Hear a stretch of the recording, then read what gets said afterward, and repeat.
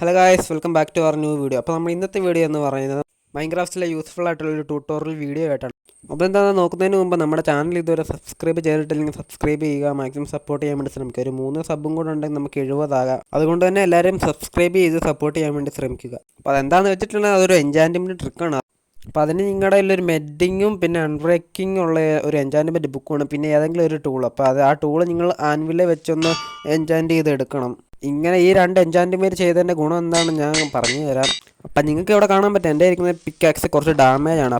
ആ ഡാമേജ് കുറച്ച് XP കിട്ടുമ്പോൾ റീഫിലാകും നിങ്ങൾക്ക് ഈ വീഡിയോ തന്നെ കാണാൻ സാധിക്കും. അതായത് ഓറ് പൊട്ടിച്ചെടുക്കുമ്പോൾ കിട്ടുന്ന XP, അല്ലെങ്കിൽ XP ഫാമിൽ നിന്ന് കിട്ടുന്ന XP, അങ്ങനെ എങ്ങനെയായാലും XP കുറച്ച് കിട്ടുന്ന സമയത്ത് കിട്ടിയ ഡാമേജ് അത് റീഫിലാവും നിങ്ങൾക്ക് തന്നെ കാണാൻ സാധിക്കും. അതാണ് ഈ എൻചാൻറ്റ്മെൻറ്റിന് ഒരു പ്രത്യേകത.